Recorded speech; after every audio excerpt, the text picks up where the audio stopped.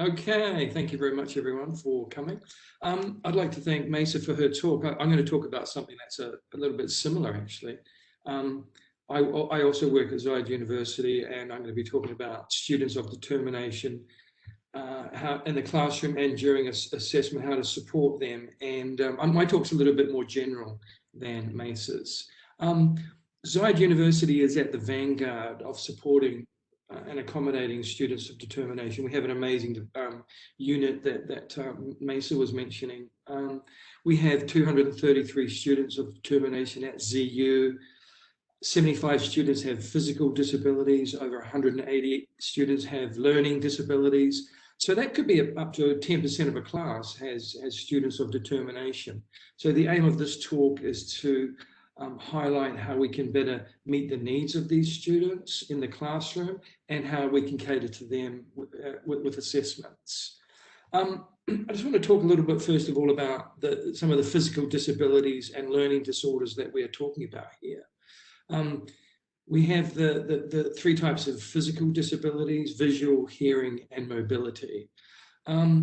And we have a range of learning disorders that our students have. A common one is ADD, attention deficit disorder, ADHD, attention deficit hyperactivity disorder. Dyslexia is quite a common issue. Dyslexia is students having problems decoding, that is, how to identify speech sounds related to letters and words, and that causes difficulty in reading and spelling and writing. There's maths dyslexia, also called dyscalculia, and that's difficulty making mathematical calculations. Dysgraphia is the inability to write clearly, handwriting, typing, spelling. Dyspraxia affects coordination and speech. And there are a range of autism spectrum disorders. And I think from what I've been reading about this area, you know, this area is growing and people are identifying, the experts are identifying more ranges of disorders. These include problems with social communication and interaction and restricted repetitive behavior. There are a range of language disorders that students can also have. And another very common issue that more and more students are being identified with is having memory problems, notably a low auditory working memory. It's something that's affecting myself actually these days as I get older. Now, I just want to touch on some of the concerns that teachers have about having a student of determination in their class, because sometimes teachers are a little object to having a student of determination in their class, and I always try and tell them,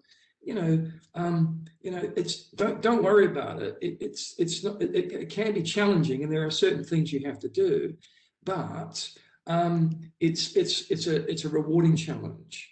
Some of the reasons why teachers have concerns is because it's fear of the unknown. They're just not quite sure what to expect, what the student's going to do, what they're expected to do. Teachers feel that maybe they don't know how to support or accommodate these students. Maybe they lack training, and we're very fortunate at Zayed University to have phenomenal training in this area. Maybe teachers have had a student of determined in their classroom before, and it was a bad experience. Teachers might be unsure how other students will react, and how will it impact the class dynamics and the other students. Will other students get upset? Will other students make fun of that student? We just don't know. And what if there's a big problem? I think I've got another page of teachers' concerns. Will it take up a lot of time? Will it cause me will it create extra work for me? Will it be unfair to the other students that some students get special treatment? Will students recognize that as being unfair? Will some students abuse the system? Will some students say, yeah, I have this issue, when they don't really have the issue, and they're just trying to look for a way to get extra time to do the exam, for example? And that's a common issue that I've heard recently. At Zayed University, we have a team in the SAS department, we have a team of highly dedicated professionals who are able to identify clearly through a range of different tests the issues that students have, so that they can't abuse the system. What do we do if the student of determination fails? Will that reflect badly on us? Will it reflect on my pass rate? And will that affect my performance evaluation at the end of the year? So all of those things are concerns that teachers have. So let's talk about some of the accommodations that can be made in the classroom. Firstly, there's a need for sensitivity, for sure, and there's a need for empathy, trying to understand where the student's coming from. You need to be a little bit flexible at times, and you need to, and sometimes you need to do a little bit of forward planning. Very important to praise and not criticize. Students of determination, I find, you know, well, a lot of these points really are relevant to all students, aren't they? But maybe students of determination more so. But you know, we shouldn't really criticize students. We should praise them. I had a student of determination a couple of years ago, and she ended up being the best student in my class. So it was quite easy to praise her and not give false praise. And she used to sit there really proud. And she came up to me at the end of the semester and said, "I want to be in your class next semester as well." So that's the best feedback I could have received from her. But the praise I was giving her was legitimate praise. And I would say to the students, I wish everybody would listen as much as Alia was listening. Might have to be flexible with time. Some students of determination might need a little bit more time to complete certain tasks. This is something that I was trying to experiment with, you know, using a range of different teaching approaches, because I'm quite auditory, I'm trying to make things more visual. You know, it's a bit hard in language class to make things tactile, but definitely trying to make things more visual. One thing that I had to learn with some students is that you've always got to face the students, because they might have hearing impairment, and if you're looking away, talking to the screen or talking to the whiteboard, they can't read your lips because they can't see. So students are really good at doing that. You need to speak clearly and audibly, and you need to repeat new information. You need to do a lot of repetition and checking that students understand that information. Another thing that you need to do is to consider the seating arrangements. Now, this can be quite sensitive, because at the beginning of the class, when you walk in, you might not be aware that you have students of determination in your class. You might not find out for a week when you get an email from the SAS department saying, "Oh, yeah, you've got Alia's in your class and she has these needs and you can accommodate her in these ways." So that email is really helpful. It tells us who the student is, what their problem, what their issues are, not a problem, what their issues are, and advice on how you can accommodate to that student. Now, so you walk in and and the students have already, decided on where they're going to sit, and the student with a visual impairment ends up being down the back of the class or over to the side. And so you might have to rearrange things to make sure that the student with the visual impairment or the hearing impairment is sitting right in front of you. And you might have to kick some students out to make that happen. And then usually students are with their friends, and it can cause a bit of a commotion. So you have to consider that. If I was going to kick students out of the seat where they're sitting, I would tell them before class and say, "Hey, would you mind if Alia sat there, because she's got visual impairment, but you guys can stay, or you just move one over," and etc.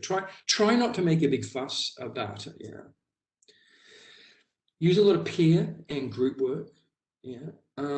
And consider the makeup of the group. Some students just don't really like being with other students, being with students of determination, and that's fair enough. That's their choice. Whereas other students like it and they're friends with them already.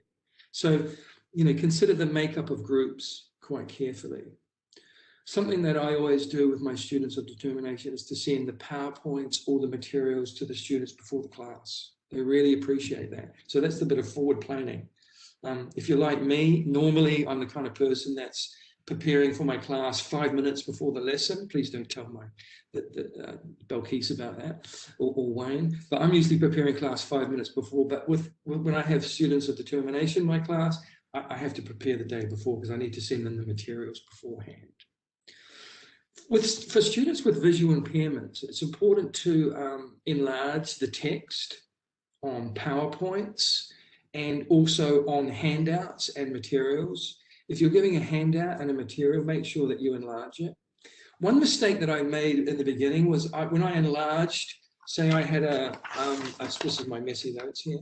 Say I had a piece of A4 and I was the material was on A4 and I was enlarging it. I would enlarge it to an A3 and then I'd give this huge big A3 material to the student and she'd try and cover it and hide it with her abaya. And then I realized, she's a little bit embarrassed that she's got this big piece of paper, her material is really large. And the other students were like, well, why is her material so big? So what I did was I kept it to A4, but I enlarged it on the A4 piece of paper. So it's just simple things like that. There's being empathetic that can make a huge difference.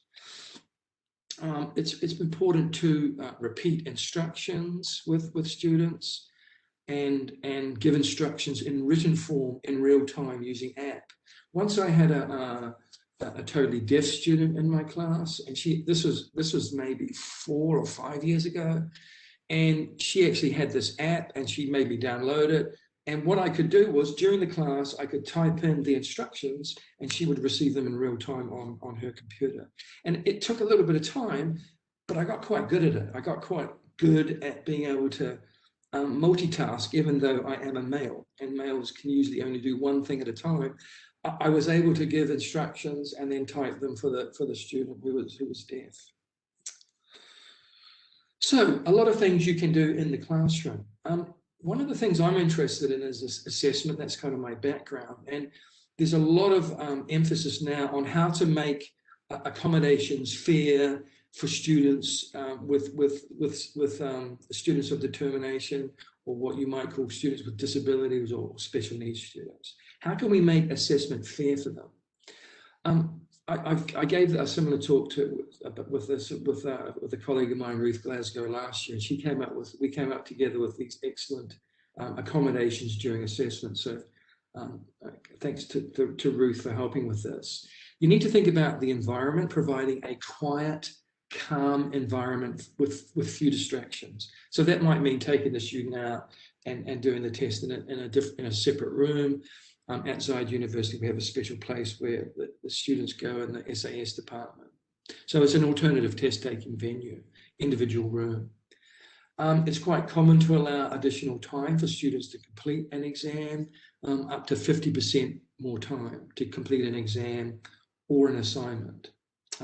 More so for an exam, less so for an assignment, because if you extend the period of time for one assignment, it's going to have a knock-on effect to the next assignment and the next one. When students are giving a presentation, you could give the students the option of just giving it rather than to the whole class, just give it to the teacher, or perhaps they could video their presentation. One of the most amazing experiences I ever had as a teacher was when I offered this to the student who was deaf. And she said, no, I want to do the presentation in class. And it was an art class. And she gave a presentation about David Hockney, a famous painter, to the whole class, even though she was deaf. And it was phenomenal. I mean, she just did so well. She was so brave to be able to do that. But she had the option of giving it to me or doing it as a video. But she was brave, and she took the option of doing it in front of the class. And everyone respected her for that. Yeah. What can you do to accommodate during materials? And Mesa was talking about this a little bit earlier on.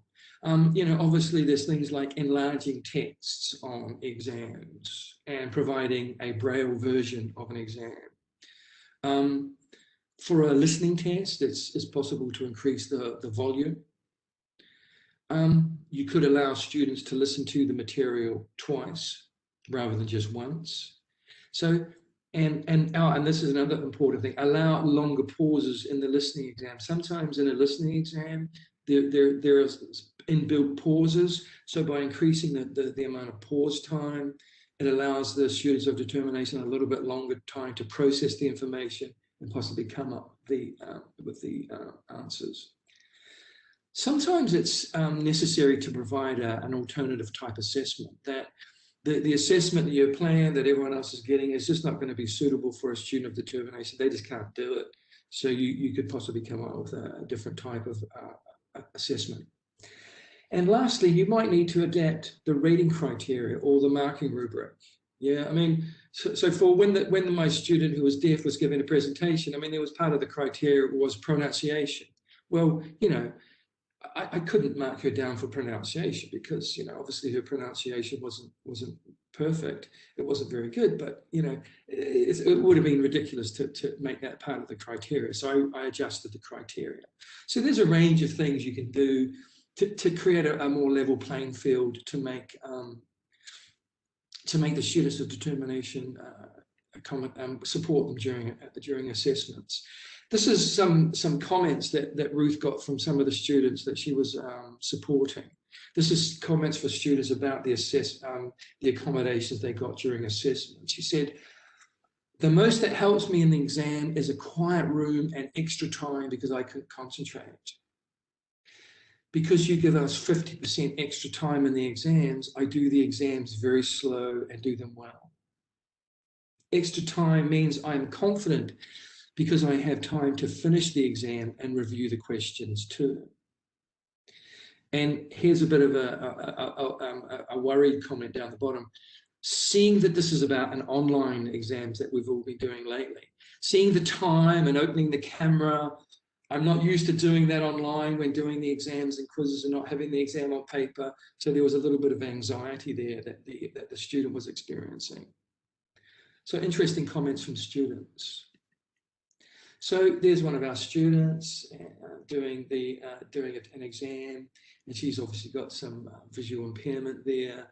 And we have this incredible technology at Zayed University that allows the students to take the exam and not be penalised for having a visual impairment. And she's got these machines that can enlarge the text. We have machines that can turn text into braille, etc. In conclusion, students of determination enrich the class experience for all students and teachers. I've learned so much from my students of determination, and so have all the other students. Well, you know, it's developed compassion, empathy, and it's promoted positivity in the classroom, inclusivity. Okay, we'll move on from that one. And tolerance, inclusivity, there we go. And tolerance within the classroom. Given support and encouragement, students of determination will go on to achieve great things and make a significant contribution to society. It will be one of the most rewarding experiences you'll ever have as a teacher and as a person. And there's one of our students, obviously in a wheelchair, has a physical disability, and consistently on the Dean's List. There she is with her Dean's List ceremony, ended up graduating as one of our great best students. I finished 1 minute early because I was given 5 minutes extra. Thank you very much. Thank you, Mr. Peter, for this very interesting and informative presentation. You provided very nice examples and way to approach those students and help them into the class. Thank you so much.